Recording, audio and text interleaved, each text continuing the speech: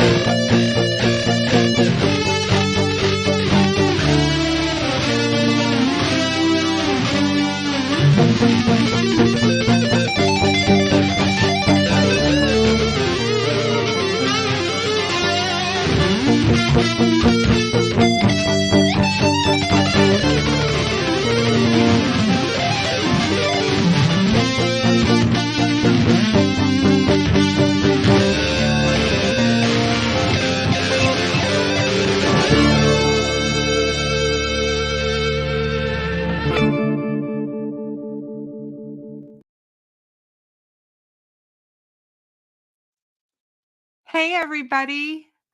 Good to see all of you. Welcome to Behind the Crime Door. I'm Kristen for all of your new members. Thank you, Solar Chef Steph, for your new membership. I appreciate you. I have a good show tonight. I have 3 of my favorite creators with me tonight. I have Steve with True Crime Web, who will be here as soon as his own show is done, which should be shortly. And I have Ruckus Rocks. You all know Ruckus. He is amazing. And I have my good friend, Frank Meister, with me as well. And tonight we're going to talk everything Delphi. Excuse me. I haven't had a chance to talk to Steve from True Crime Web for a few months about the case. So I am looking forward to a conversation with him. He's done some really good stuff on Delphi in the last few months, and I'm looking forward to that. And there were a whole bunch of documents that dropped today, and Frank's on top of that, so we can talk about that too. So without further ado, you guys, let's give a huge round of applause to Tech Death for that incredible intro and that music that winds us all up and gets us ready for this show. And without further ado, here is Ruckus and Frank Meister. Hey, guys. How are you? I'm good. How are you? Good. That's Tech Death Hippie? That's Tech Death Hippie. That's his music. Yes. Wow, that's fantastic. Hello, guys. Isn't that amazing? Yes. He's done all the music for my YouTube channel since I started. He's amazing. Yeah, he's really great. Very talented. Jesus. Yeah, he's very, very talented. Yeah. Very talented. So how are you guys doing? Frank, how are you? This damn toothache. affecting my Oh, ear, but I'm here. I'm sorry to hear that, but I'm I'm glad you're good. here. I did get a lot of sleep today after leaving Westerman's hearing. That's good. That's Caught up in good. some sleep, so I took a nap today too, just to keep my hurting knee from telling me it was hurting. I was like, I'm going to try and sleep some, which I never do in the middle of the day anymore. But I couldn't work out, so I was like, "Oops, sorry about that. just Sorry about get that. right out of there. Sorry Now, about see, that." if you were old like me, Frank, when your tooth bothers you, you just pull it out and whittle another one. Mhm. You know, I got wooden teeth. I'm so old. Like Oh, them here wood we nickels, go. right? Like them wood nickels, right? Yeah, Here we exactly. go. Oh my goodness. Looks like Oh we my got a nice goodness. turnout coming out in tonight. Yeah, we do. We got a lot of nice people here. Oh my gosh, you guys. We have my favorite person backstage. Oh, he's here. He's here. He is in the house. Steve, I hope you have your coffee and you're all set. Did you get a minute to get all set up? Okay. I'll bring you in then. I wanted you to get a chance to take a breath before. Well, I'm saddened. Ruckus is supposed to have the trumpets playing now Oh my. and have the honor guard and everything. It's good to see you, Steve. Been a Good while. to see y'all. Good to see everyone. I am so Anything good. happening? Just started. Yeah, no, you haven't missed anything. We just started. You did fantastic. I figured you'd be a little bit because I know, your show's before mine. So I'm honored to be here. I'll do whatever it takes to get here. you're awesome. You guys, all of you guys, just how you're in my heart. You do such a great job, Steve. I haven't had a chance to talk to you much since before Christmas. You've been so busy, and I get it. I mean, with the move and the new grandbaby and and the cases and your foundation and everything, you're a busy guy. Ruckus is incredibly busy, and Ruckus takes too many naps. I was just gonna say, and he goes to bed earlier than the rest of us as well. He's the first one up and the first one to go to sleep So before am and I. after morning coffee. I have pictures, and Ruckus knows I have pictures. Oh my. That sounds like blackmail material right there. If I cared, it would be blackmail. If he cared. Oh, you're so funny, both of you.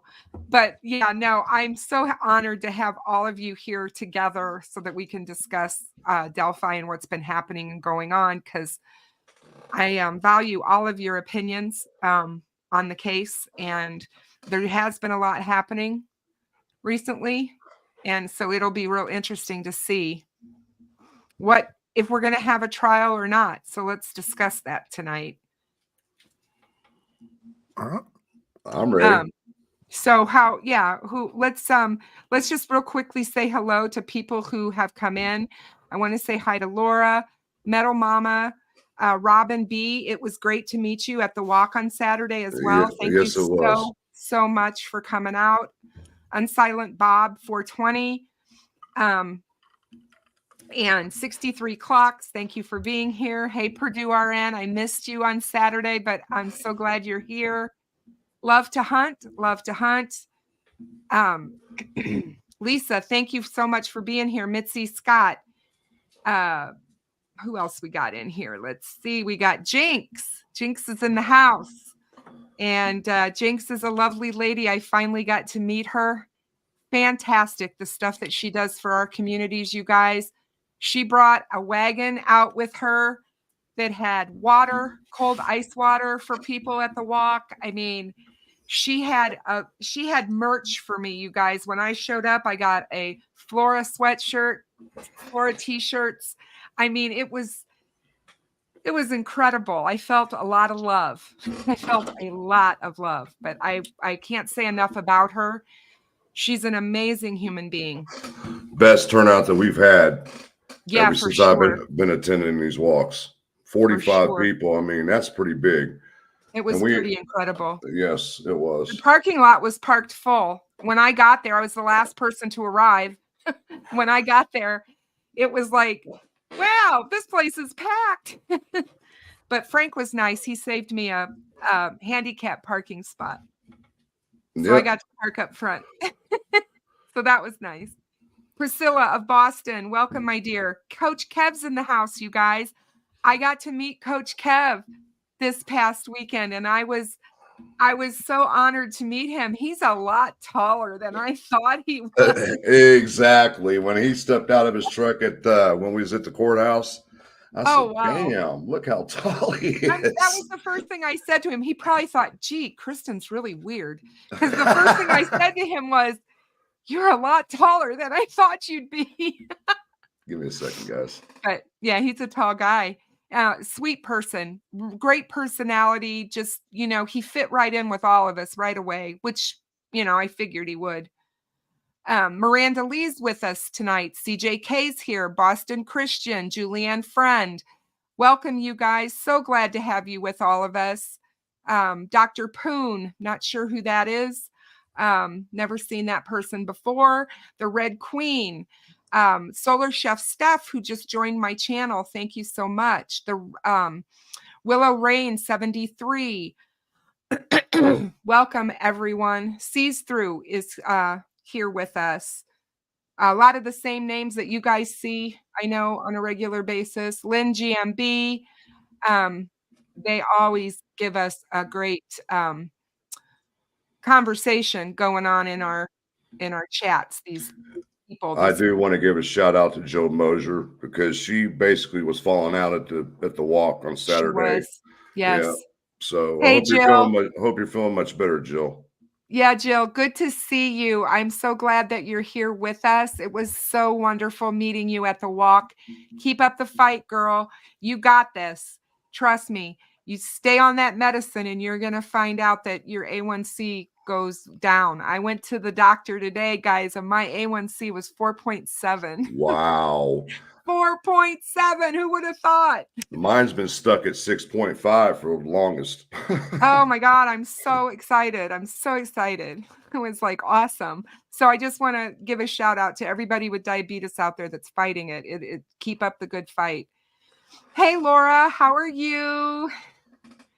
Thank you so much. I loved having the captain with True Crime Garage on. It was great. Fight for justice. Todd's here. We got a lot of people in the house, guys. It's going to be a good show tonight. Hold on one second. Victim, I'm not sure who that is, but welcome. Thanks. Good to see all of you. Miranda Lee's with us. Melissa Wildcard's here. Debbie. Let's see.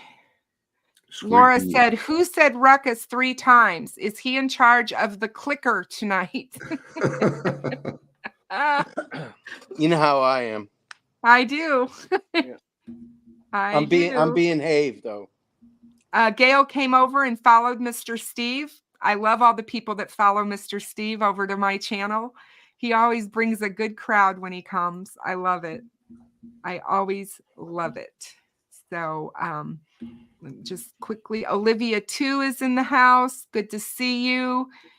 And I think I got everybody. I don't think I missed. Josh is here. Josh the Posh is here. Good to see you. So let's get this started. Mother of Dragons, hello and welcome. Mustang 1965 is with us. Good to have you guys all here. Please make sure you subscribe and hit the like button on your way out. It does help my channel immensely. So without further ado, let's get to talking. How do you guys? I just want to be referred to as Little Ruckus. Little Ruckus? The national treasure. Yeah. Oh my God. I love when you say that. I love how you say that. It's so cute. It is. You know, I was serious though. When you guys went to Evansdale the first time together, I was nervous for you. And the only reason I was because I know that we still have somebody out there that did these crimes.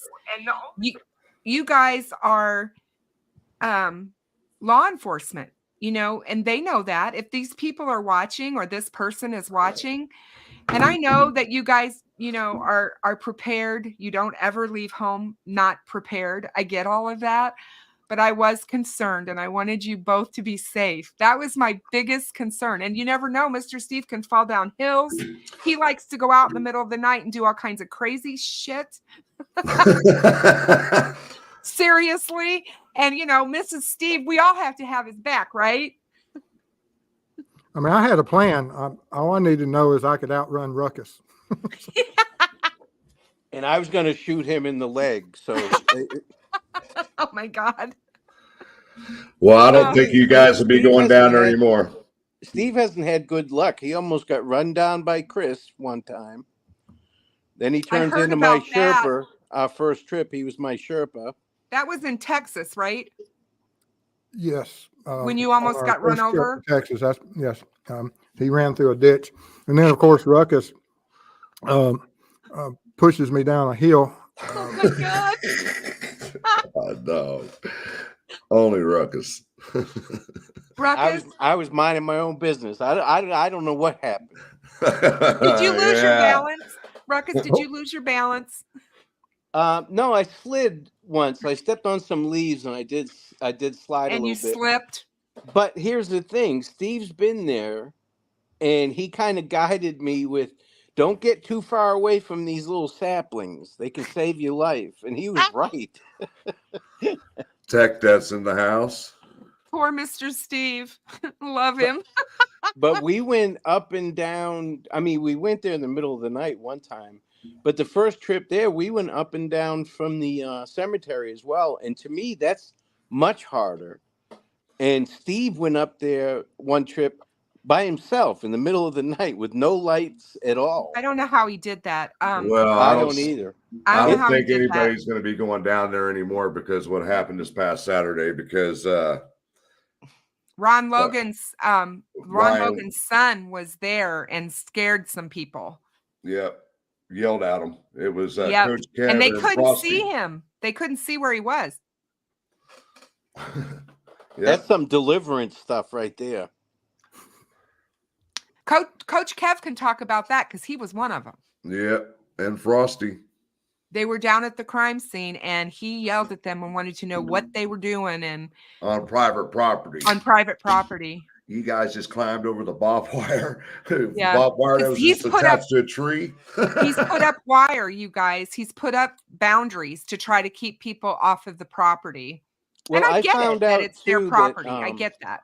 In Indiana, that purple paint on trees and bushes and boundaries is every bit as good as a no trespassing sign. I didn't know that, but that's a state law. So if you see purple, don't go past it. Well, I've never heard of that. Bossy was down there and she took the video and they've got barbed wire up, but they crossed over it. It wasn't, but yeah, Indy got some good drone footage of that whole thing. Oh yeah. He's amazing. I finally got to meet him and I thanked him so many times because I used to ask him if I could use his drone footage on my channel. And he was like, Kristen, you can use anything I put out there, feel free, whatever. He was so good and so nice and kind. And he was there and he was kind of incognito. He didn't really join us. He stayed away but it was cool that he finally came at the end and we got to meet him. Yeah, they're a great bunch of people over there. And Jinx was exactly who she says she is when I met her. I felt like I've known her for 100 years. That was me. Yep. It was. She just does, and I can't even imagine what her cookout for you guys must have been like. You guys must have had an amazing time with that. Yeah, it was because, great. she's just cool. And there are a lot of good people around this case. We talk a lot about the crazy and the nuts and everything else that's going on around there. But I've been now to 2 walks and we've not had any issues. We haven't had anybody act out and misbehave. Maybe because Ruckus wasn't with us, but you're probably right. But No, Ruckus, we missed you. You and Steve both. And I talked about both of you while I was there because it would have been nice to have you both there. But Yeah, it would have been nice because of the couple that we met that knew Richard Allen and his wife. yes, Be that good was pretty cool. interrogation on your part. Because when we were talking to him and questioning him, the husband kind of got an attitude with us. Yeah, he was pretty defensive at first, and I think it's because he felt overwhelmed. He was out there with his wife's behest. I'm sure she asked him to go, and she 100% believes Richard Allen is guilty, and she frequents our chats, and she's in here a lot, and he 100% believes he has to see all the evidence. He's not making any determinations until he sees everything in court, which I completely understand. This is a person he grew up with, went to school with, was going to go in the army with, so they were close, and he doesn't want to believe what he's been accused of. And I understand that. I get where he's coming from as a friend, but yeah, it was very interesting to talk to both of them. Right. Two people living in the same house, one who worked with Kathy Allen, one who grew up with Richard Allen, and they both have completely different views on his guilt. That's marriage, though. Yeah, but who sleeps on the couch the most is the question when it comes to this situation. You know what I mean? Yeah. Sherry Faye said it was so nice to see everyone in person. I thought it was so nice. Everyone was very respectable and so friendly. It was her first time going to the memorial walk. Everybody is very friendly. A big, huge shout out to Randy Gravitt, you guys. Randy is an amazing human being as well. I call him a big, lovable teddy bear, because that's what he reminds me of. He's just this big, tall man who gives the best hugs, and he's always been there for the girls from day one. His biggest concern and care was for the girls. And I think that he has always kept to that with all the crap that's been going on around this case for years. He's kept it about Abby and Libby. And he's tried to do so throughout these walks that he does and puts together. And then they did the amazing one for Flora as well that this past weekend on Sunday. And that was amazing. So Steve, is that your new studio, Steve? No, when you see the waffle, I'm in Georgia. Okay. When you see the background, it has no waffle. That's my mobile studio. Oh, okay. Because your picture I didn't know that's how we knew where he was. Yeah, your picture looks better. Not you, obviously. Did you get a new camera? For the mobile, yes. I kept trying to transport one, and so I just leave this one set up, and then I usually I've got a new one that's a lot better. We got a lot more compliments on it. It makes me look younger. I think you look amazing. You always look good. You just look like you've been out in the sun all day. I stay out. I know you do. But I heard about that property that you live on. He's always on that tractor. It's an amazing property. Everybody keeps saying how amazing it is and how much land you have. So no wonder you're on a tractor all day. Yeah, I'm already cutting my grass, Steve, just so you know. I did it for the first time this season the other day. You guys getting any of that rain that we're getting, Steve? Absolutely. Yeah, we're getting it tonight. It's been pouring here, and I mean, I need some goats. If anybody knows where you can get some goats, I need some to eat my grass because I can't get out there to mow it. Ron Logan was selling some on the last live we were doing. Oh, okay. I didn't know. Yeah. Because I'm like, it's needing cut again, and it was just cut a few days ago, and it needs it again. Lovely spring weather. So Frank Meister went to the Westerman trial this morning, you guys, to the court case, not the trial. The hearing. The hearing that they had on Westerman. It was the dismissal hearing tied into a pretrial hearing. The judge denied it. Well, it first started off is that Westerman's attorney was telling the judge that they haven't got all the discovery from the prosecutor yet. Well, they have a special prosecutor for this case. I don't know why, for a misdemeanor.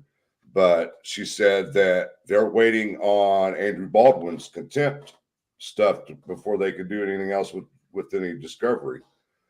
So, and then the judge denied his dismissal and it said, basically, I want to see what happens in this Delphi case. So he moved the second pretrial date for May to June 4th. So he can keep an eye on the Delphi case, because we all know that Westerman is now tied into the Delphi case just by the leak alone. So I understand where the judge was coming from that. He wants to see what happens with that before he goes. Now, if they continue the Delphi case, I wonder if the judge will still hear that one, because if they continue this, I mean, we may not even see it this year. Right. I mean, think about it. The defense has still got 3 continuances they can use. 70 days apart, they can use them. Or they can pull that speedy trial. Right. If the judge will allow it. I think they're pushing for a continuance. That's what I'm seeing right now. Once all these motions they filed comes back, mostly I would imagine she's going to deny a lot of them. They're going to file a continuance. I could just see it happening. Because they're already talking about they don't have enough time. And I'm like, well, that's y'all's fault. You've had all this information for over a year. I hope you guys are wrong. I think she called their bluff, and I think she's going to force this trial. And I think that, they've had plenty of time. And for them to continually say that she was denying his Sixth Amendment right, I think in my mind, this is her way of showing them, no, I'm not. You wanted a speedy trial. You got it. It's right here. It's right here. But I would have to stop using the excuse and then blaming someone else for it. But I would have to agree. I do agree with Ruckus, though. Either pull the speedy trial or a continuance. Yeah, no, I agree. Baldwin says Mitch took the photos, yet Baldwin didn't press charges. No theft.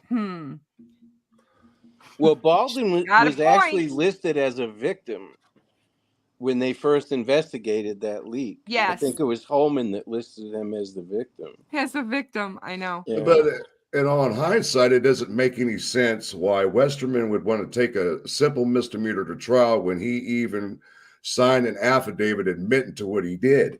It doesn't make any sense. So that's telling me there's something going on between Baldwin and Westerman, because Baldwin assigned an attorney out of his own office for Westerman. I mean, what's going on here? We'll find out. Yeah. Justice for Abby and Libby. Thank you, Kristen, Ruckus, Meister, and Mr. Steve. You rock. Metal Mama, $20 super chat. Thank you so much, Metal Mama. We appreciate you. You're always here in all of our chats, and your support is greatly appreciated. But one thing I did notice is that with this Westerman case, they immediately filed for everything to be sealed. Protective order on all discovery immediately. They did it the right way. That's the way this should have been. Love to Hunt says if they do a continuance, she thinks, or I think she will abruptly call for the contempt hearing. Well, that's what I'm curious about. She can literally put that off till after the trial. Right. She can. You're right. And it almost seems like that's what she's doing, honestly. But I'm curious, if they do continue it, then maybe she'll settle that then, and then Westerman can get his stuff taken care of. Yeah. But I'm just curious, there's been so much going on that the whole thing with the experts and everything like that. Now, the defense can cross-examine any experts that the state has.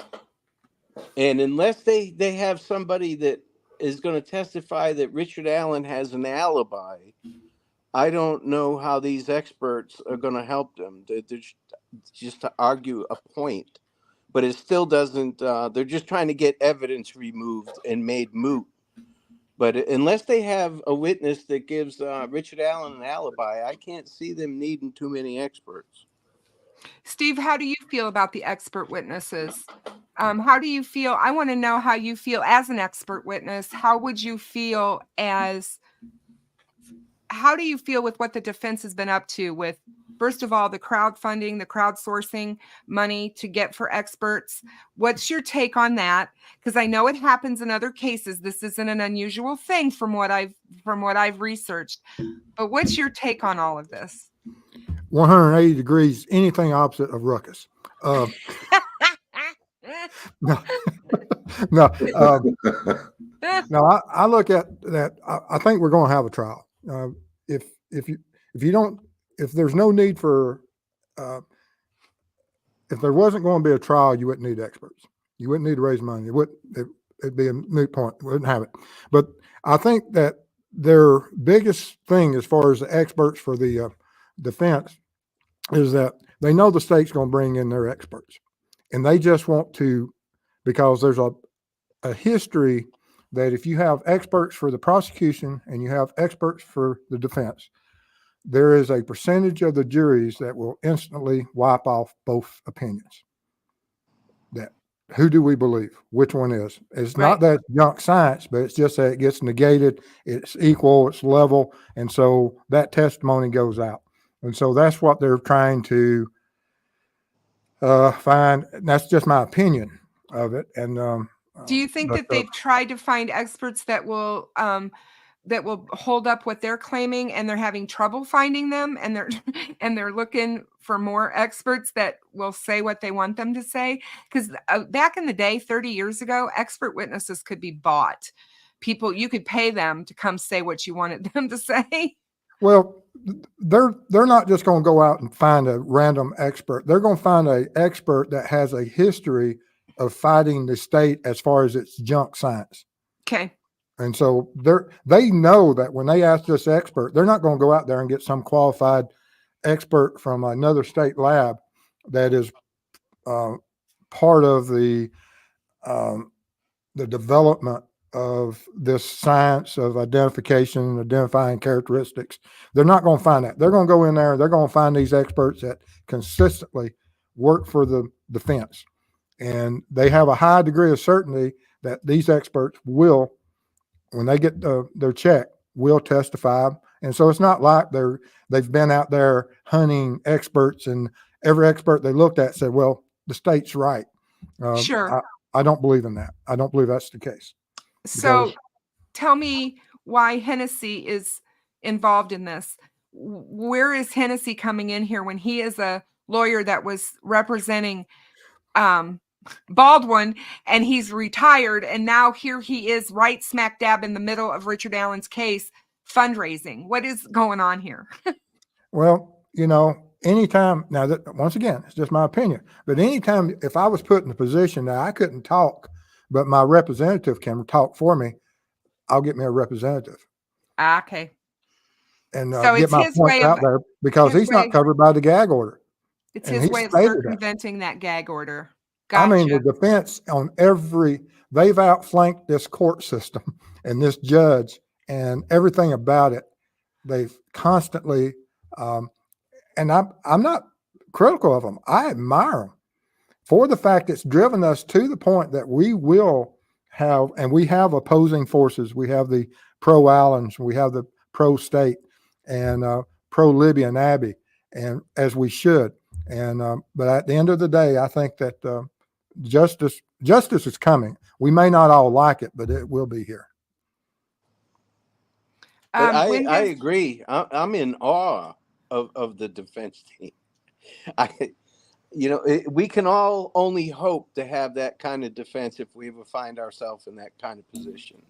Well, they've sure done a good job of mucking the waters and keeping the spotlight off of Richard Allen. That's their job. That's what they're supposed to do. And they've sure done a fabulous job of that. When does Judge Gull have to rule on Frank's 3 motion? Let me look that up real quick. Hold on. because I My can't luck, if remember. I had to have a spokesperson, there'd be only one person in the room, and I'd look around, it'd be Ruckus. That'd be the best day of your life. You do have a gift. He does have a gift. Is it a gift to gab? Yes. I don't possess that talent. As far as he can walk into a room and people look at him, and for whatever reason, he can speak to anyone, and they instantly gravitate towards him. Any man that walk up to the bar and slam a beer on the bar and yell, "Nurse, nurse," That's a learned skill. See, you know It is. that skill now, Steve. Yeah, It so you works. can do it. Yeah. oh no, I can't, because I was a designated driver.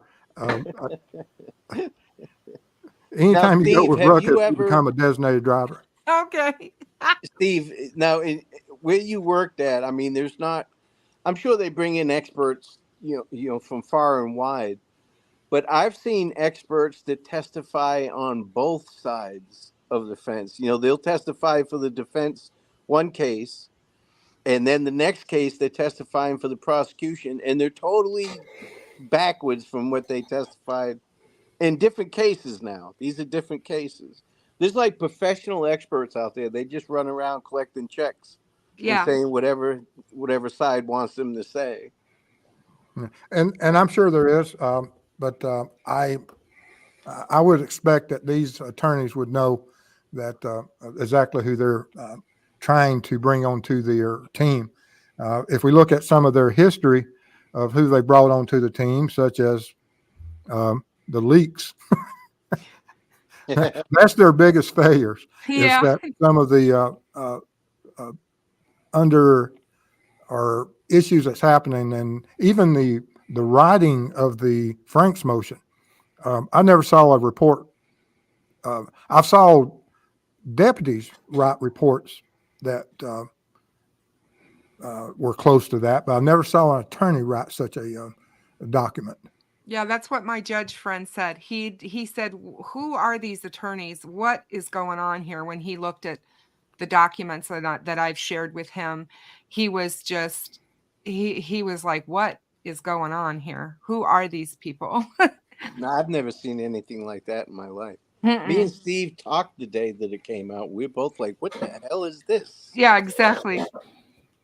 Mitzi, thank you so much for the 5 gifted memberships to my channel. Thank you so much, and congratulations to the people that were gifted memberships.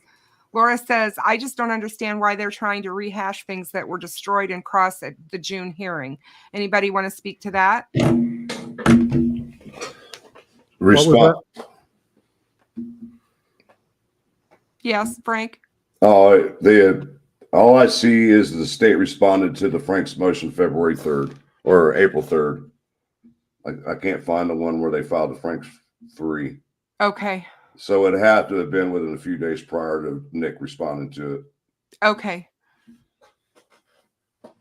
So they're going to have a hard time, and they even admitted to this. They're going to have a hard time proving that anybody lied to the judge, and nobody's going to admit to it. They said that themselves. The judge said that. She said they're not going to admit that. Yeah, so it's a moot point. I mean, what's the use? It's just wasting time. You're not going to get a law enforcement officer to come into court and say, "Yeah, I lied to you." That's not going to happen. No. I mean, they're not going to ruin their career. They're not going to risk their career by admitting that, I think. Well, in court, you have to tell the truth, and it's what you believe to be truth at the time. And True. So if there's certain things and certain, if someone tells you, hey, he just did this criminal act, and that's all the information you have, and you didn't follow it up, then you testify to that. That's what you knew at the time. Evidence could come up later from other witnesses saying that, no, that's not true. And, and if you did certain acts, because, I've seen people get arrested and, not everybody gets convicted. There are people out there that get arrested that are absolutely innocent due to some circumstance that they may have, especially in some of the misdemeanor issues, just due to people ganging up and as far as 2 or 3 witnesses saying in domestic issues that people committed certain crimes.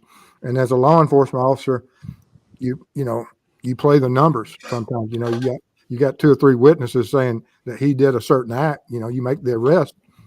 Better safe than sorry, because if you walk away and someone is injured, the courts frown upon that. Yeah. Miranda says, how much money has the defense been given? People are acting like they've not been given anything, and it's wrong. They've been given money, you guys. They were given a lot of money. And the perception that they're putting out there, in my opinion, is that they've not been given money for experts, but that's not true. They were given money for experts. They're asking for more. And the court denied it. That's why they're going through the crowdfunding and the crowdsourcing. And I did research on the company that is actually handling it, because GoFundMe does not do this. It is against their terms of service. But there is a company out there that does do this and allow this, but they're very careful. And there's an email from the president of the company that I was forwarded that said, look, we set these up. We know that this money is supposed to be for expert witnesses. The defendant will get none of it. The attorneys will get none of it. They pay the money directly to the experts. So they have to see some sort of an invoice or whatever before that's paid out to them. That money will never go to Richard Allen or his defense team.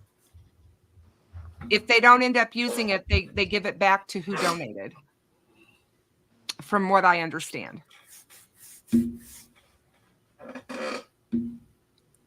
I don't know if I've ever seen where crowdsource has been a part of a trial. I don't know. Have you seen one, Ruckus?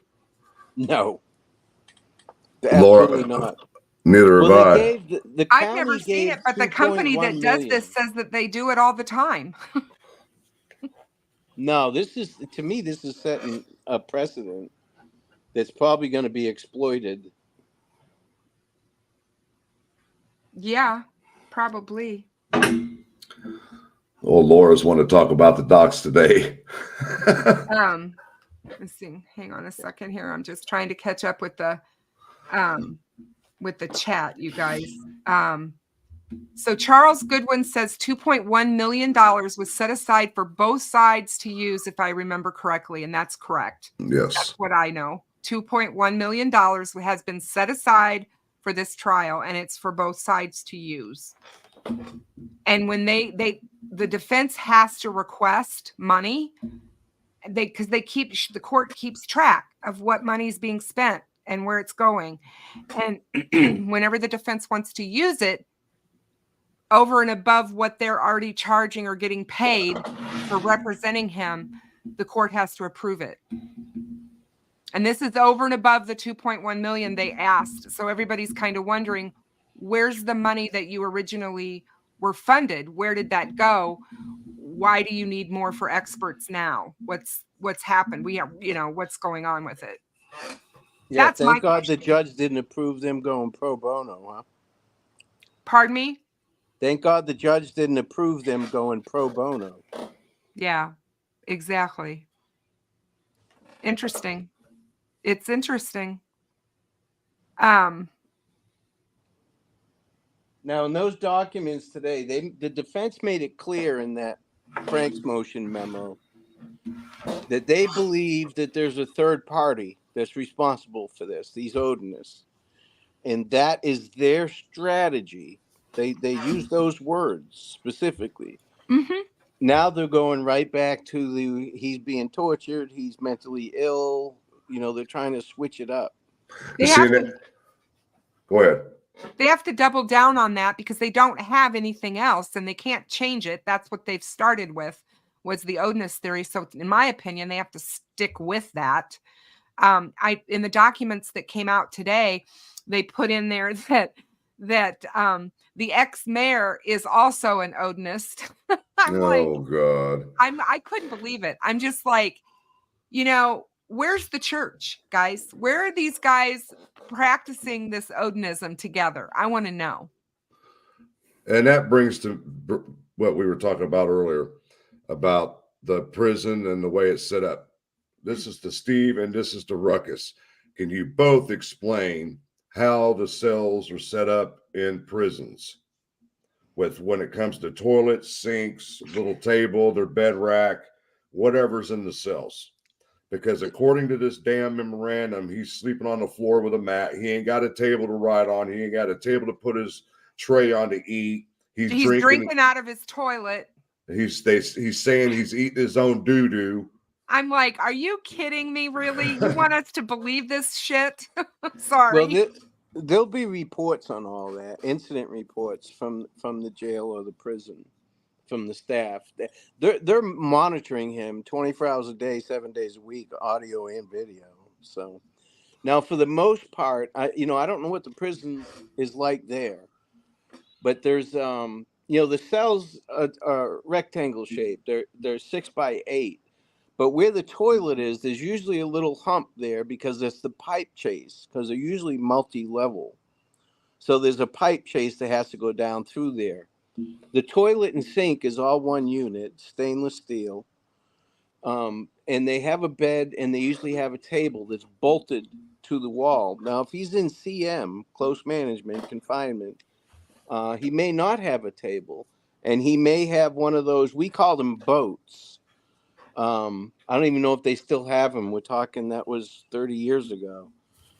Plastic things you put on the floor and then you put your mattress on it. A lot of the places use them. It's not uncommon for overflow and stuff like that. But in confinement, and he may be on a cement slab, but it's not on the floor.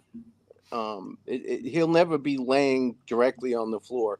If they have a padded observation cell, then yes, there'll be nothing in there. That's for imminent suicide people. So what you're basically saying that he's not at the Holiday Inn. No, he's not at the Holiday Inn. I had to put out there because some of these pro-defense people are just like, and I'm like, he's being harassed more by other inmates than he is the staff. There's no doubt about that. They're all yelling. Those cells are right side by side. I don't know the layout, but there could be 25 cells on each side. And, so there's probably 10, 11, 12 inmates that can see his little window and fuck with him constantly, yelling at him day and night. Susan Smith trial? Yes. Susan Smith case. It was said that after she went to jail, after she went away and went to prison, that the other prisoners were harassing her horribly at night, like crying out like they were her little boys that she had murdered, and just all kinds of stuff that they would do to her. So yeah, I mean, that's what inmates are going to do. And especially to people who have killed children, they get the worst treatment, don't they, Steve? Don't they, Ruckus? Yes. And that's why he's not in the county jail. I mean, the staff there lives in that county. The inmates that are in there live in that county. The pretrial detainees live in that county. And see, that's another thing that I've always said, all these people think that he shouldn't be locked up at all, even though he's being charged with a horrific crime. I said, look, would you rather him be in solitary confinement for his own protection and protection from the other inmates? Or would you rather him be out and with the general population and taking a chance of getting him killed? Or other words, give him a bond and let him out on bond, and you don't think people are going to come after him for that? He's in the best, safest place he needs to be right now, no matter the circumstances. Yes, it's always innocence before proven guilty, but in this circumstance, he is being protected from himself and from others. Steve, Laura wants to know, but when does it cross good at their job and become unethical?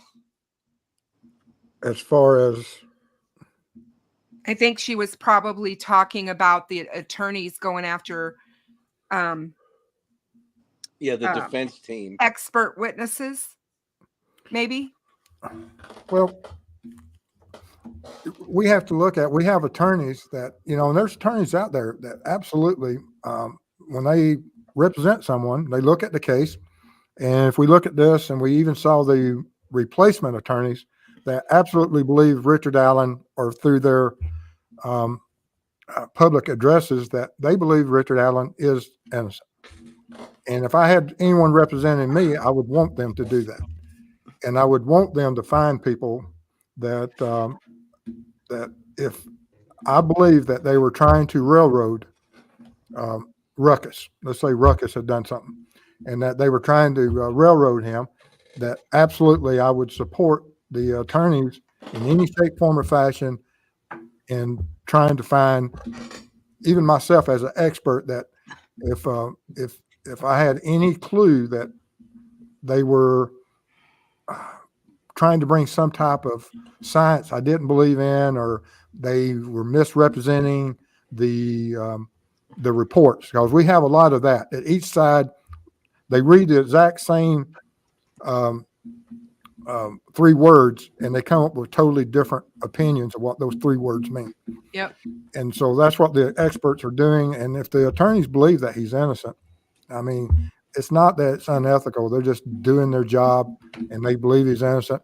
Because I was quite surprised when that attorney that was temporary went in there and then came out and said that, yes, you know, he believed that Richard Allen was innocent also. Well, Labrado. Whoever it was, yes. I'm not good at those names. I've been so busy, I've gotten out of the track of all the names of these attorneys. Yeah, he was at the last hearing in Allen County too, sitting in the gallery. And I'm like, wonder what he's doing here. But he did a TV interview months before he was assigned to the case, saying that ballistic evidence is not junk science and it's damning. Doesn't look very good for him.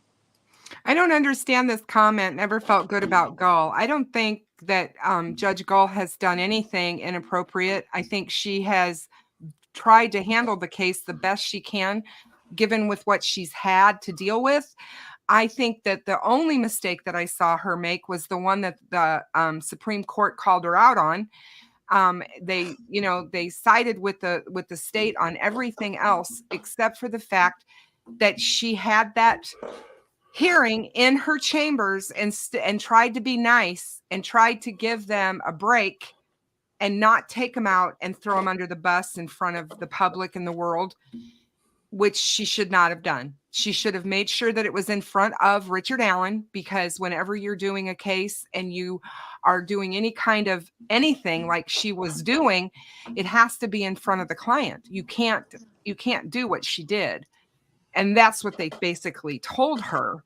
But other than that, which, she rectified, in my opinion, by, coming back in, and I think she still has the ability to handle that hearing in open court. And like Ruckus said, she may end up doing that at the end of this case with all of the contempt, because somebody's head's going to roll over this, what happened in this case. I just don't see them getting off on what happened. I would agree that she will wait till after this case is over with, because why would she remove one attorney and then have to appoint another one in that same spot to make him get up to speed on the case? That's just going to cause more delays. Yeah. Miranda says, seems like there's a lot of people who work with the defense are out there talking. That's what defense attorneys do. I don't know if people are aware of that, but that's what they do. And they're just like Steve said, they're doing their job. This is what they are supposed to do. They are supposed to go out and defend their client 150%, which is what they're doing. Do I agree with how they've done it? No. But, again, Ruckus is right. If I was up against something like this, I would want them to do anything in their power to get me acquitted. Yeah, whether you like them or not. It's not a personal thing. I think they're doing a great job. Now, they are skating a thin line as far as being ethical or not. But yeah, again, they are. Steve, how many attorneys have you ever run into that skate that line? Maybe even behind closed doors, but how many of you met to do that? 100%. Yes. This is just a big case and it's so public. But they're doing the right thing by testing the waters with doing all of this stuff. You know, they're seeing which way the public's leaning, you know. Right. And, you know, I did this a few weeks back on one of my lives. I went over Judge Gull's background, Credentials. and all of her credentials. She's highly competent. And you know, she is very well respected in her field. Is she perfect? I don't think there's any perfect people out there that I'm aware of. Does she make mistakes? Whoa! I can hear you. I'm right here. I know. I'm sorry. She gets riled up like I do when it comes to this case. Oh no. He was talking about the fact that he's perfect. Oh, Exactly. Steve, you caught that, right? Oh yeah. I'm catching. I'm keeping an eye on the chat. So Steve's like, oh, I heard it. He's I like, didn't even "It's have to not look. something I haven't could heard hear before." Steve roll his eyes. I wonder how many times he rolled his eyes in the car with you. Who, me? A lot. Yeah. I was too busy taking pictures. Yeah. It's hard to drive and take pictures of his naps. If you guys could have been a fly on the windshield for those trips, Oh. we had some pretty long conversations. I am sure you did, and I would have loved to have been a part of it. Yeah, we laughed a lot, but we had some serious conversations. Oh, I'm sure you did. You guys have been through it. You guys have the history, you know, and the. We have gallows humor, that's for sure. Our humor is very similar. And oh, when you guys Jinx, believe me, together- I got people keeping an eye on me all the time. It's kind of like law enforcement brothers are kind of the same as military brothers, and I'm a military wife, so I mean, he's retired after 35 plus years of service, but I know how that is, and when you guys get together and share your stories with each other, kind of thing, it's not something that you normally discuss with others. You know what I'm talking about. You guys just talk. I had a pretty boring career. I got a jaywalker one time. I don't think that's true at all. I think you probably. He left the Waffle House intoxicated one time. I saw a guy do that. Was he with Dixie? Dixie in the house. Oh my God. Inside joke, guys. Mm-hmm. Oh yes. And you guys all heard the story of that poor girl that fell down, and I went over to help her. Oh yeah. Yeah. And Steve took pictures and we saw that picture and was like, excuse me. It's like, what is, oh Lord. I was trying to call 911 and the camera started taking pictures. you know, you go to hell for lying as quick as you will for stealing. You know that, right? I don't know how to operate an iPhone. Okay. I was just as shocked as anybody else once I saw that photo. I was like, oh my God. When I showed my wife, she was like, oh, that poor girl. And I zoomed it in. Oh.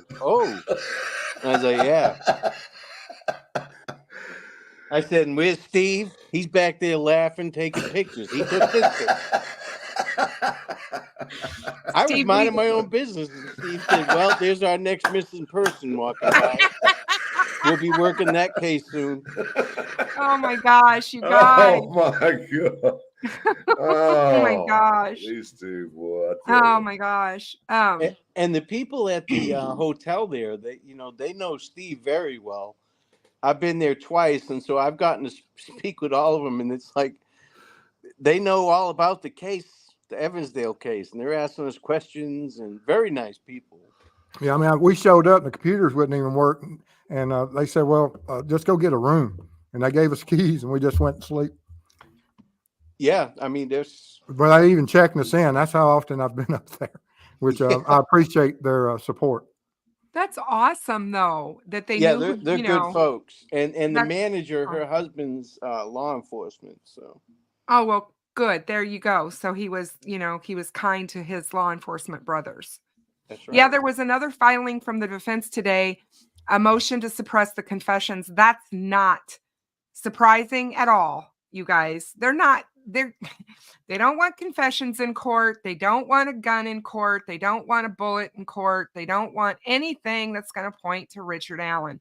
They're going to do motions to get it all tossed, as much of it as they can. That doesn't mean it's going to happen, but that's what they're supposed to do. These filings that are happening from the defense are normal. Don't you guys think that? I don't envy the defense at all. I mean, you've got a client that says, "Oh, I was there at a critical time. I was wearing what is in that picture. I've confessed to my wife and my mother, and what else can I do to put myself in prison for life?" How are they supposed to defend that? Have him eat feces? Oh, God. Oh, God. Oh, God. Oh. Did you see that, Steve? Oh, God. Yeah, it's in the filing, Steve. Seriously, it's in the filing today. That he strips down naked, drinks out of the toilet, and smears his feces all over his body and eats it. I mean, I don't know how good the food is there, but I mean, I've seen it before. I really have. I've seen all this before. And again, they're putting this in these motions so that the public gets wind of this and runs with the fact that Richard Allen is not in his right mind, because people in their right mind don't do things like that, right? What I wanted to bring up is he said he shot 2 girls. And I'm like, hold on. How come we haven't heard about another case about 2 girls being shot where he was originally from? And he essayed them. Right. The ones he shot. But we don't know, Frank. They didn't stipulate which happened before he had legal representation. Because he made some of those statements before he had attorneys. So they may be able to get some of that tossed out. And I know there are certain precedents that are set that if you're at a certain mental state, you can't go to trial. Is that what they're trying to do now? Doesn't mean that they're going to be saying that at the time of the crime, he was at this mental state. So there's 2 different issues here. It's not that he was crazy at the time of the crime, because I'm sure that the testing and the evaluations have gone through, and there's going to be expert testimony about that he was sane and understood between right and wrong. I would expect, wouldn't you, Ruckus? Yeah. And so that's a different issue that, okay, now he's gone insane due to whatever mental pressures or allergic. Feeling guilty for what he did, maybe? Well, either that or he's allergic to his own whatever he's eating. Oh, right. And see, we just had a case here in Indiana where a female police officer was shot and killed in the line of duty about 3 years ago. They were called to a domestic disturbance, and 3 officers showed up, and she knocked on the door and instantly was shot through the door twice and killed her. Well, the dude was charged with murder, and he was also charged with attempted murder. Well, they found him guilty on the attempted murder and gave him 20 years, 5 years good time. So he's getting 15 years for that. They found him insane, shooting a police officer, and he didn't get no time for it. None. That's if he was insane, they can't charge him with anything. You have to prove that he was insane. Right. But Squeaky, I don't know how Indiana works. It's flip-flopped in Florida. You don't have to file for a speedy trial. You have to waive your right to a speedy trial.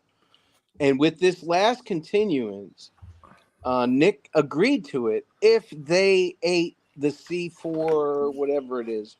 Because after 1 year of being held, if you're not brought to trial, they're supposed to cut you loose.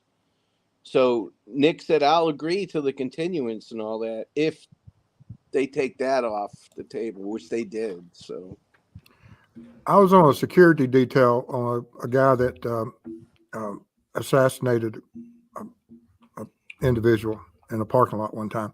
And the judge accepted his insanity plea. And he says, this is the easiest out for everybody, because he says, now this is in Georgia. I don't know how Indiana's set up, but he says the courts control this individual for the rest of their life. The institute cannot release him. He has to come to the courts. And this individual will never walk again. This is the easiest out for justice for this family and everybody. And so our judge that was on that case absolutely embraced the insanity stuff. Is that an option here? I don't know. I don't know how Indiana sets up that if you're placed under, that plea was that the insanity was placed under the care of the court or something. There was some special, but it was set up that the only way he would ever get out would be through a judge's hearing of whatever experts it would take. And so and he's still serving time. That happened back in the 80s. I don't even know if he's still alive. Should be, though. He was young when he did it. I think the way Indiana works, and I've seen it a couple times here, is if they plead the insanity plea and the state's doctors finds him to be insane, they put him in an institution until he's well enough to go to trial. I believe that's yeah, that's how it is here as well. Now, is there a cap if on they that? deem him to be unfit to stand trial, everything stops. Right. Court-wise with the case, nothing happens, no motions, nothing.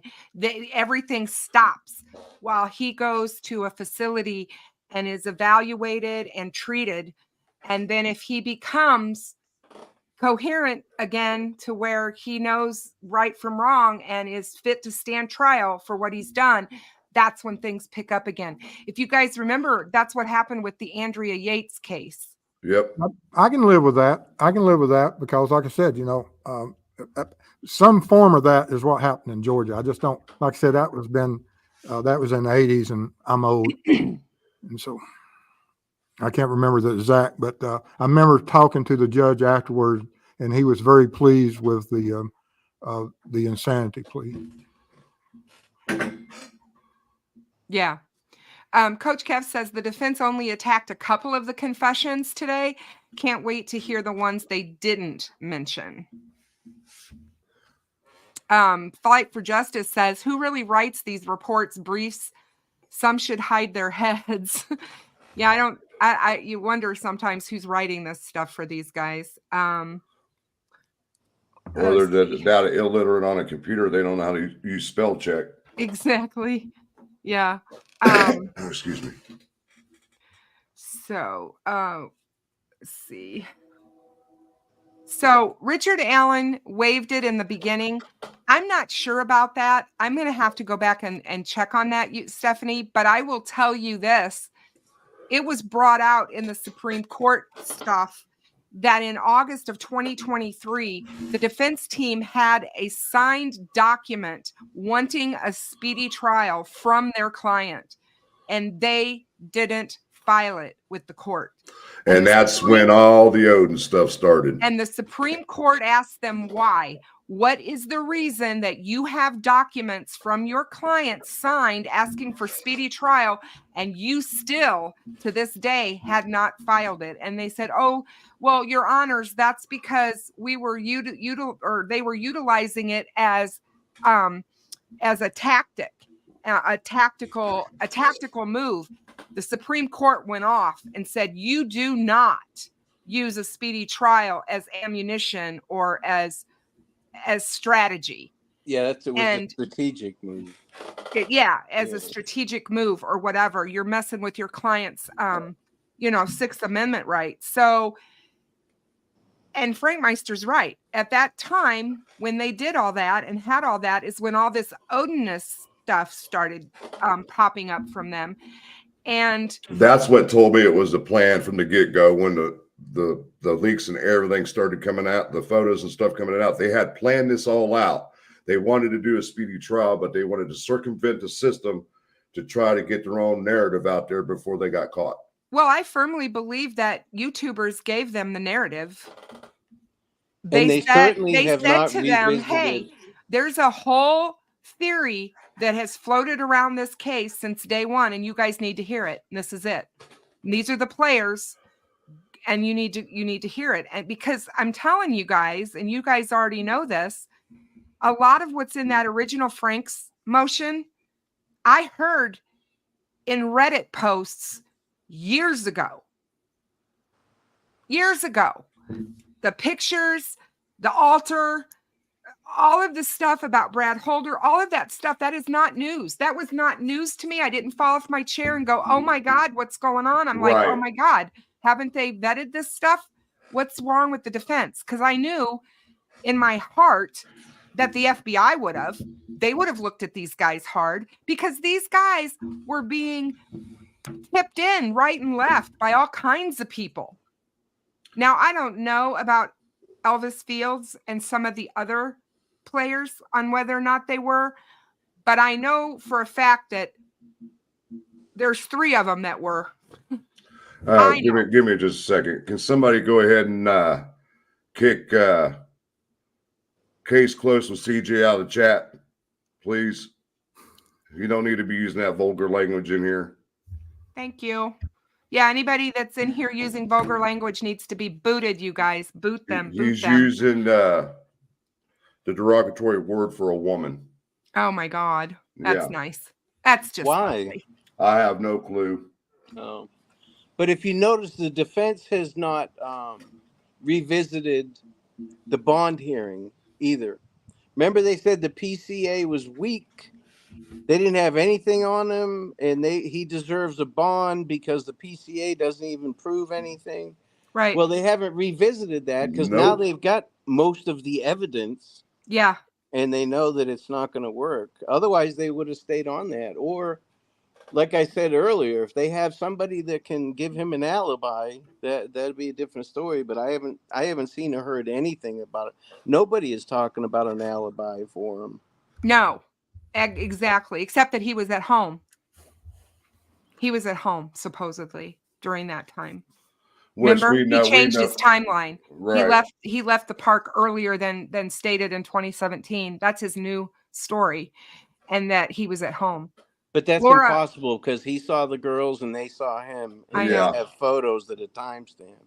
Laura, thank you so much for your super chat. I so appreciate it. Frank, I'm talking about the documents out today. We were there, and it was already debunked. So how can the defense keep adding it in like it's fact? That's what they do. Yep. They'll keep driving it until they get the people they need to believe it, and that's all they're worried about. And Steve, I know you've seen this. They'll keep doing the same thing over and over and over as long as the judge will put up with it. The judge is going to have to shoot him down. Yeah, I mean, not that they would ever argue against this judge. But no. But you're absolutely correct. You know that if that's the only argument they have, I have greater faith in the state case that if we're having to argue I can't say that word. Or I'll get banned from Christian. You won't get banned. You would never get banned. But no, I think the state has the biggest weakness I see with the state is if this law enforcement officer, I believe his name is Click. Yep. If he truly believes, and it doesn't mean that Richard Allen wasn't involved, but if he truly believes that this other group is involved, that will carry some weight with some of the jurors. I don't know if that's I don't know if that's been misconstrued. And I saw where someone brought up that he disagreed with the full review or of what the defense had said that was going on from some of the attorneys as they interpreted his testimony. But if he does go in there and testify that he still believes that this Elvis Fields, yes. While I don't, and what I know about the crime scene, I know very little about the crime scene. That even if you took every picture that ever been published out there about this crime scene, and which is far less than probably 30 pictures total of that over the years, because you've had some from the creek of clothing and stuff. You're still looking at less than a quarter of a second of time because all of those are moments in time of shutter speed. Means nothing. And but I am concerned of what did Elvis say, and is there images out there that support anything that he said? And I don't know. And I agree. But I will go back to the fact, put Elvis in Delphi, because, you got to be able to place these people. You can't just come blatantly and say they were involved and they did this crime, but you have no evidence of them being there. You have no evidence at all. If we take the word of Richard Allen saying that he knows things about the crime scene that no one would know other than someone present, we have to apply that same rule to Elvis. That because I don't know what the full statement is that Elvis made. I don't have it. The defense may have it. I don't know. But if there's things in there that we're unaware of, that only someone that was present or told by someone who was present, if that exists, then that's exculpatory if that exists. It is, or at least to some of the jurors, it may not be exculpatory, but it will make them question that. Hey, we may have issues here, right? And all of us should step back and reevaluate.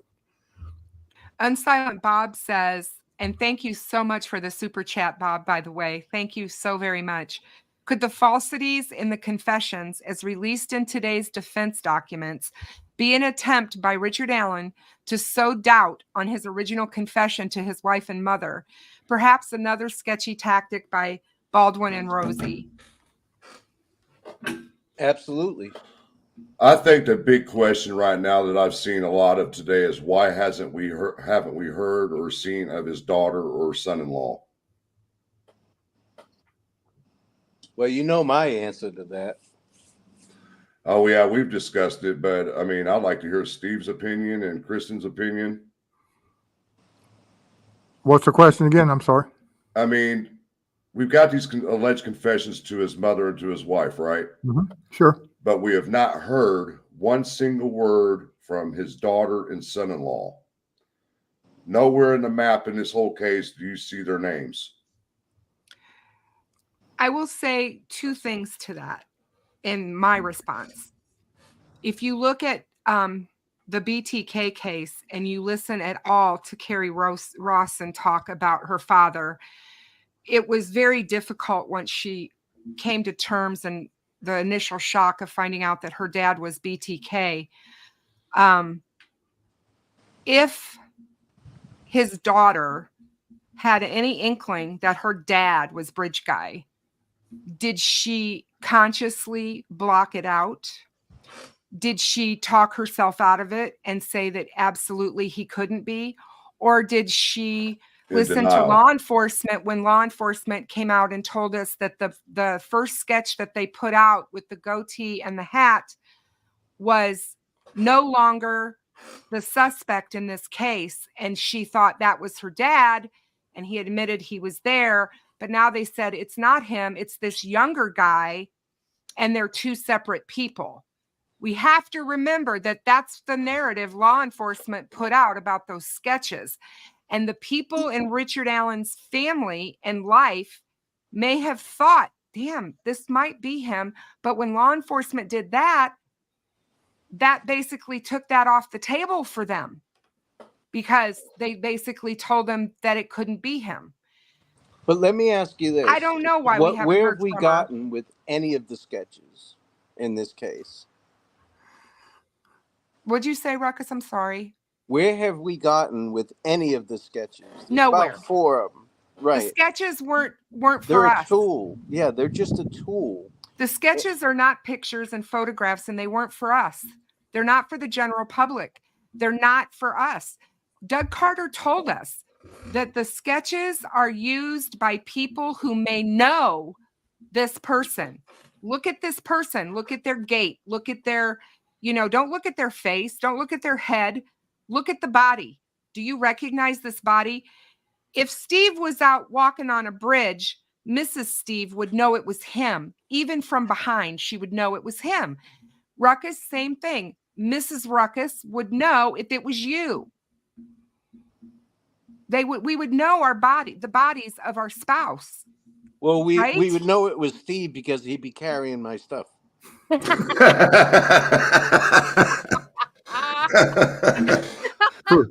Oh my. Oh, great answer. Great answer. Now, as far as the why the daughter and the step or son-in-law haven't, they may just be wise beyond their years, that they realize that no matter what they say, it's going to be misconstrued. Yep. By one side or the other, and probably by both sides. It would be used it would be weaponized, and so they may be absolutely the two smartest people involved in this case. Yeah. No, I think the son-in-law is one of the CIs. That's my opinion. And it may well be, and yet he's remained. And if so, and he's remaining silent, like I said, We're never going to know anyway. He may well be the smartest man in the room. They protect CIs. I mean, oh yeah, we'll never know who the CI is. Oh yeah, we will. Really? Did they actually bring him in the court and all that? You're going to face your accusers. You got to face your accusers. Yeah. I thought they always had to protect their identity. Nah, well, I mean, if you're talking about some of the federals or the CIs working undercover, that's one thing. But Okay. we're talking. This isn't Just somebody with information. Yeah. Okay. That's my opinion of it. I mean, it's not like. Yeah, if it's an undercover situation, they wouldn't want to break that undercover person's identity. But I would think, and I know I have a really close friend who worked undercover in narcotics for a long time. And he used to have to go testify in court. Even though he was undercover, he would still have to go testify on cases that he worked on. I know who my accuser is. He's sitting up there in blue. But if somebody, the way it worked with us, if somebody comes to us with information, they're a witness. If they agree to be wired or wiretap the phone or make a phone call in our presence, now they're working with us. Now they're a CI. Now they're protected. There's a difference between a witness, someone who's just giving you information, and someone who's actively participating in the investigation. Yeah, for sure. And this has always bothered me too. Because, I think it's going to be important, the timeline of when did Richard Allen come forward and when did he talk to Doolin? What was the actual date of that interview? Was it before or after they put out the video or the picture, not the video, but the still image of Bridge Guy? And the reason I say that is because they went and said on national television, this is before he became a suspect. When they first showed the picture, they said, this is the man we need to talk to. He was out there obviously that day, and we need him to come forward so we can talk to him. I believe the still picture was put out on the 15th and he went in on the 14th. See, he did step forward. He stepped forward before he knew they had video of him or photographic evidence of him. But don't get me wrong, I don't have facts on that, but that's just my opinion. It makes because more I sense. think that's huge. Don't you guys think that that's a huge thing of when did he do this? When did he step forward? Was it because he knew that they had asked this guy to come forward and talk? What do you think his reasoning was? Is it simply because he was seen by the girls? Ruckus? Steve, what do you think? Well, he knew he was seen by those juveniles. And there's a rumor that they were treating him as a witness, which I can't see because they never questioned him again. If he was a witness, they definitely. I mean, Steve knows this. You know, when something like this happens, you want to talk to the people that were there or said they were there first. Did you guys read what Doolin's report said, right? Because it was in the whatever the heck that document was that we read. It's in there, the gist of it. The only thing that stuck out to me in that whole thing was what he wrote at the bottom. He made a note. We need to double back and talk to these teenage girls. He basically said he made them the important part of that whole interaction with Richard Allen. It was, we need to talk to these girls and find out. I don't know if he was thinking that this might have been a teenager on teenager crime, or if he was, what he was thinking at that point. But at that, he didn't look to me like he thought Richard Allen was a suspect. Now, he was identified by one of the juvenile girls after his arrest as being the person that they saw? Yes. Well, that'll be huge. Yeah. You would think. And what a huge missed opportunity if they just listen to what the officer had done about, let's talk to the girls and show them the picture of Bridge Guy and say, is this the guy y'all saw halfway up the trail? Now, right. they seen the picture of Bridge Guy soon after that. I'm sure they revisited that. Yeah. But for whatever reason, they didn't connect the dot. And that's what I'm saying, between the report from DNR, and they missed that one important, huge dot. I don't even know if you wouldn't call it a dot. It would be an island. Yeah, it's smacking you right in the face and don't even realize it. Lynn says they want the autopsies out of court. He doesn't have that right, correct? Well, no, I mean, you can't, you're not going to get medical examiners and reports. Yeah, you're not going to get all that thrown out. I mean, they want gun, search warrants, testimony, witnesses.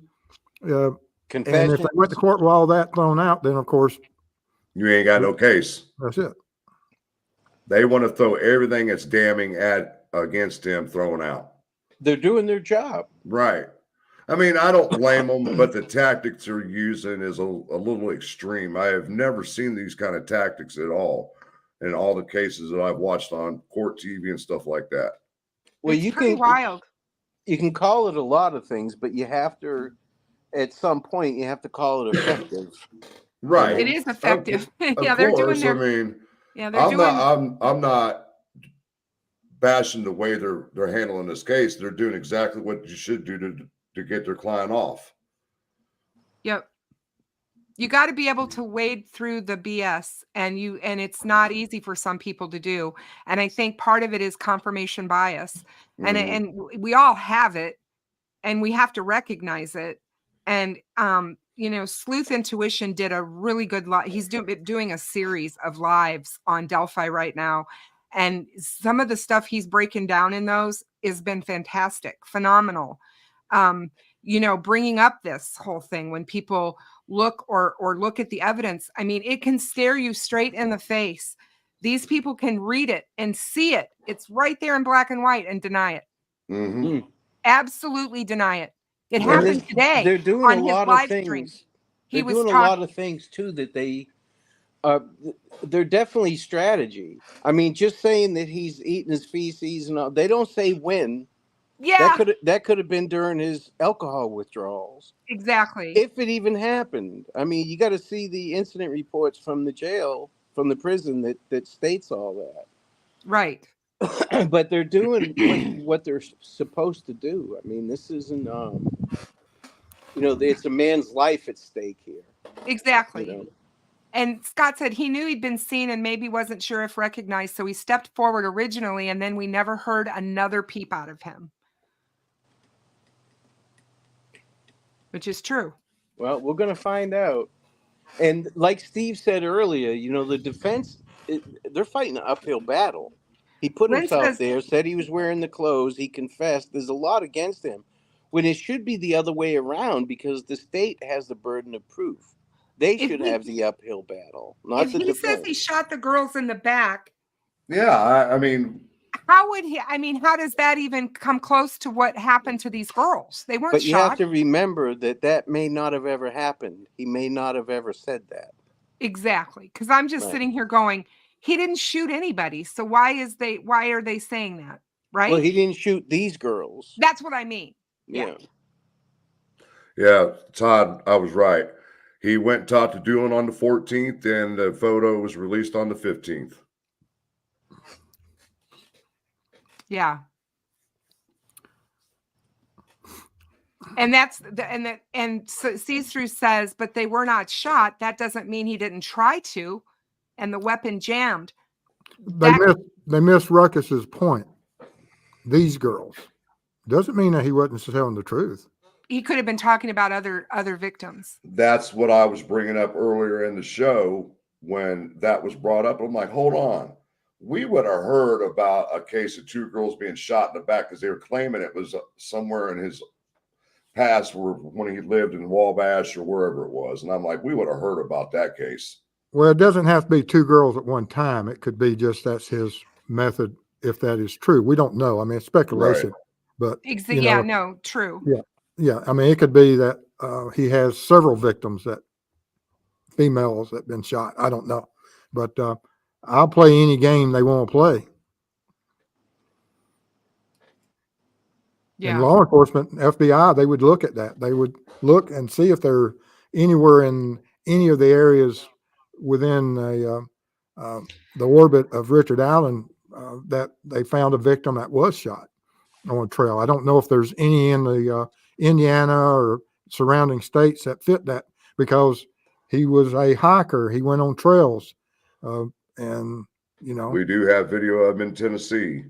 Yeah, I mean, and law enforcement would be looking into that just in case that, hey, he is telling the truth. They do have to go to the bathroom in front of everyone. You lose your privacy when you go to prison. You don't get to have that privacy anymore. Because they shower together as well. Don't they, guys? Oh, well, don't ask me. I'm just saying, don't they? If he's in confinement, he's a red dot, so he would get to shower alone. Yeah, no other inmates can be out, including trustees or companions, can be on that wing. And they cuff, shackle him, bring him over to the shower area, put him inside. There's like a vestibule, shut it, take his cuffs and shackles off, and then he can shower. Basically, like a water box is what they basically put him in for a shower. No, it's a shower. It's a regular shower, but it's a mesh door so that they can see what he's doing. Like he's in right now. Inside his cell, nobody can see him except for anybody that's right at his window. So, and inmates that come out, because they're all under the same rules, they don't just let all those assholes out to walk around the hallways and go to rec together. They come out for an hour at a time individually, and they'll walk by his cell and look in the window and fuck with him and stuff like that. And the deputies probably allow it, the COs. Jamie, I totally understand needing a mental health break around this case sometimes, so don't apologize. The YouTube streets can be brutal. Ruthless. Good to have you with us, as always. Scott says, these poor girls had no idea of the extreme danger that they were actually in. I don't think they had any idea that they were about to die until the last minute. Yeah, the terror that they felt, you really feel it when you're out at the bridge. What must have been going on there, because to be in that bridge is so vulnerable. You're so vulnerable anyway, being on it, period. And then having somebody with a gun trying to take you somewhere or do something, it could not have been a good feeling. Squeaky says, these lawyers are trying to make Richard Allen sound like the most pitiful, mistreated, unfairly persecuted inmate to ever be locked up. you'd almost shed a tear if you were a dumb sap that buys it. They're doing what, again, they're doing what good defense attorneys do. They're trying to show him being mistreated. And, I have to admit, this is the first case I've ever followed where the defendant was held in a prison. It wouldn't be much different if he was in county. He would be isolated. He'd be in the same size cell under the same rules and conditions. I agree with you. I think he's getting better treatment where he is because he has all the mental health treatment. Prisons are set up for long term, and that's where he's at. So, and they have really good medical facilities right there at hand if he needs them. All of that, I think, is better. Programs. I think they have to make programs available to him because he's still innocent. He's still innocent. Exactly. That's why he still gets, I'm sure he gets, his tablet and all the things he gets. He gets to help in his defense and all of that. I mean, he's still an innocent man. It's not like, I don't know. I know people are mad, though. I know that there, like Steve said earlier, there's two camps. There's the pro defense camp, and then there's the pro prosecution camp. But I think you see that in any case. I really don't think that that's different. But this case, it's gone way overboard with the fact that these people have reached out to just the general population to help them.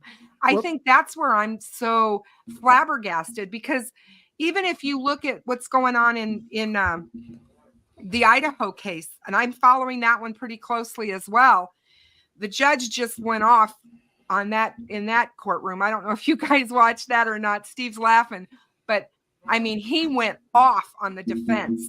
Just, you tried throwing me under the bus, basically, is what he told her. And he did not hold kindly to that, because she was accusing him of violating Koberger's Sixth Amendment rights. And that judge was pissed.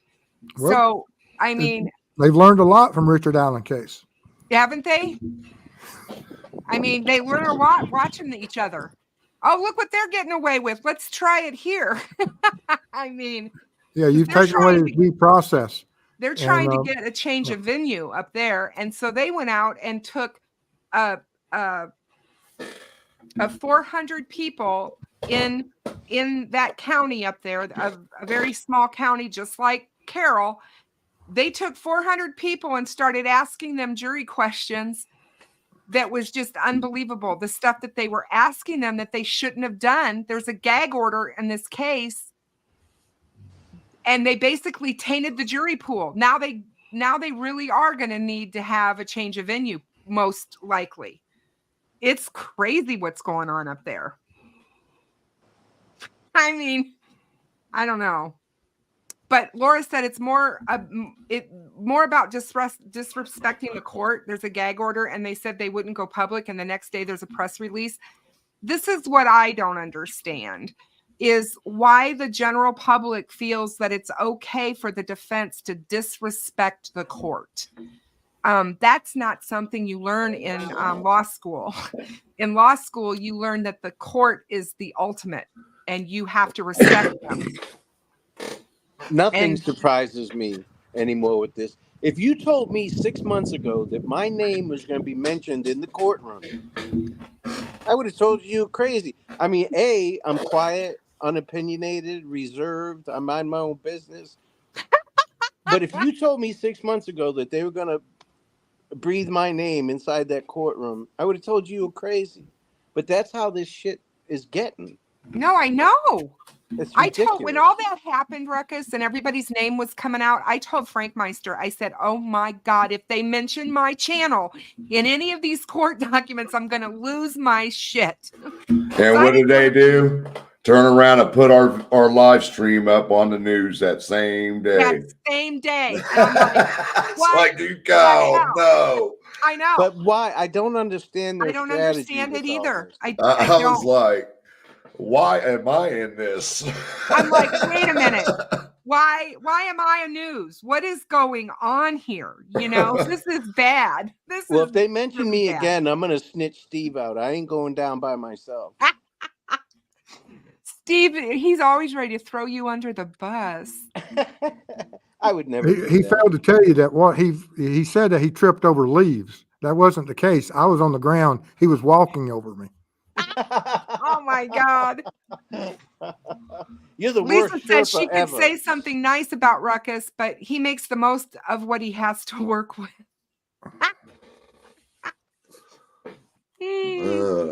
I Oh don't my have God. much to work with. Yeah, that's a good point. Gosh, I was way behind in chat, you guys. I'm so sorry. This chat's been flying. Well, I'm getting ready to hop off. I mean, Yeah, it's way same past here. my bedtime. Yeah, I know. I'm just realizing what time it is, and I am so sorry. I didn't realize we were going to have all of these comments and questions. It's been awesome. So to close, guys, I just want everybody to give a final opinion on where you think it's headed,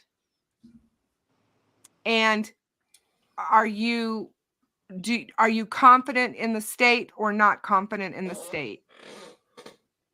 The state's case, I guess, at this point. My opinion from what we've heard and seen so far as what's been released in documents as far as evidence toward Richard Allen, as of right now, I would have to say Nick is in a pretty good position with the case.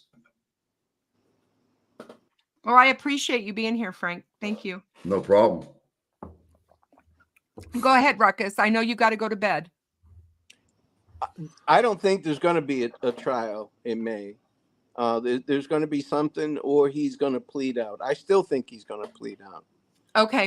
All these things that the defense is pulling and stuff like that, they're just trying. It's their last dying breath. Do you feel the prosecution's case is solid against him? Absolutely. You're not hearing him fight back. Right. He's confident. But we have not heard him say one time come out of his mouth, even in documents, I'm an innocent man. Right. Exactly. And I think that's huge for me as well. Right. Steve, how are you feeling about it all? Mistrial call. You think it'll be a mistrial? You look at the history. Every hearing's been a mistrial. Yeah, that's true. Oh, that's God. true. You know, if they do a mistrial, I spent a little over 2 hours with Becky this past weekend. What she has gone through, what the family has gone through, waiting 7 years for justice. And if they have to go through this nightmare again to have this man retried, oh my goodness. Man, I'm hoping that you're not right on that. I see where you're coming from. We got a judge that's on edge. We got attorneys that are on edge. We got a prosecutor that's on edge. I do not see them going through 10 days without making some fatal error. Oh God, that's going to be really bad. I appreciate each and every one of you and your opinions. It's why I wanted you on here so bad, all of you together. I just really do. I respect you. You guys all know that. I'm not going to be around probably for a week or so or more. I'm having knee surgery Tuesday. I'm getting my bionic knee. My new knee's coming. And so I'm looking forward to it. I want you guys to know that I know you'll be out there covering whatever needs to be covered and protecting this case as best we can against the craziness on the YouTube streets. I know it's difficult and hard. I appreciate everything you all do. Steve, I really appreciate you guys and what you're doing with all the cold cases. Ruckus is helping you on the backside of stuff. I know that. Your foundation is fantastic. I ask everybody in chat, if you haven't subscribed to Steve, you don't know who he is, please check out True Crime Web, join his channel, pay for what he's doing, because they're doing an enormous amount of work behind the scenes. And none of this is easy. When you're traveling, to different states to help families and to be there. Ruckus and Steve do this, and it costs money, folks, and they do it out of the goodness of their heart. And I really, really appreciate you. And I'm It's very so kind glad of you. Thank you. I'm so Appreciate glad you guys joined Uh, me tonight. I got one thing to bring up. Jordan Sofer. Oh, yes. Say it. I got a call from Chief Bruss from Wabash today, and he has Corey Bridenthal's death investigation file ready for me. And Rescue All Dogs and I will be heading up to Wabash early next week to pick that up. And Awesome. also, we will be placing Jordan's memorial cross at the site of her remains were found. Now, if there's anybody in the chat out there in the YouTube community who wants to join us for us to place this memorial, get in contact with Rescue All Dogs or myself within the next couple days so we can work something out to meet up somewhere up in Wabash so we can all go out to the site together. Sounds absolutely phenomenal. Steve, please give Mrs. Steve my love and give her a big hug from this grandma to another. I know she's enjoying those grandbabies. Well, she is. Actually, they're Baby Steve and Double Alt and Triple Alt are on the way up. They should be here around midnight, and so I've got them for a day or two. Oh, awesome! That's awesome. So you enjoy them while you got them. But anyway, I appreciate it. I'm honored that I'm here. I would thank Ruckus, Frank, and you for everything y'all do, all the awareness you bring, and look forward to working with y'all in the future. Thank you, sir. Awesome. It's nice to see you again. All Yeah. right. Have a good night, to buddy. see- Good night, guys. See y'all, Good night, guys. Have a good night. Good to see all of you. Bye-bye. Bye-bye. You guys, I can't say enough about those men. They are phenomenal, each and every one of them. And I'm glad that you guys were here with me for this tonight. I've been looking forward to it for a week, and I enjoy always talking to them. You know, this is all about Abby and Libby, and you guys know how I feel about that.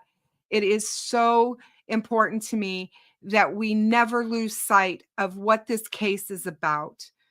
And it's about these two girls that lives were cut so short by such evil in this world. And justice, their family deserves nothing less.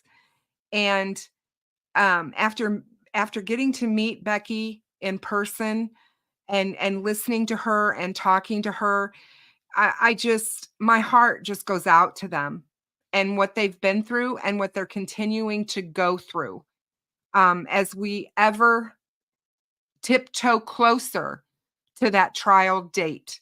And I hope beyond hope that Steve is wrong and that we don't end up with a mistrial, and that Ruckus is wrong and that we don't end up with a delay. I hope that there won't be a continuance, and I hope that we get this trial over with, because it's so important to them to be able to move past this part of the grief process and move on. I will tell you that we had a great walk, a great memorial walk for the girls. I'm so glad that I was able to be present. Going out there, if you guys ever get a chance, please do it. You won't regret it. It is eye-opening, and it really makes you be able to take this case to a different level and really look at it in a different mindset. If you guys get a chance, go see and go look at Sleuth Intuition, and make sure you check out his series. I think he's on series part 7, Everything Delphi. He went from the beginning to the end. And you guys, it's amazing work. He's an amazing creator. He's a friend. And I really, really hope that you guys check him out. Thank you for everyone who was here. Thank you for everyone who was here for the captain earlier this week. Great show, great discussion on this case. Stay positive. Remember to pay it forward when you get an opportunity, because It takes nothing to be kind, you guys. Kindness is where it's at. Don't attack people. Don't attack people for not agreeing with you. Just simply move on. You don't have to watch their channels. You don't have to listen to their narrative. Just absolutely move on. And that's what we need to be doing. Thank you for everyone for the prayers for my surgery. I'm sure that things are going to go well. And I will try and talk to you guys and hop on as soon as I absolutely can. I promise. And I will let you know that everything went well. My daughter has access to my channel, so she can do it as well. So just make sure that you guys stay safe, and I will talk to you soon. Love to all of you. Good night, everyone.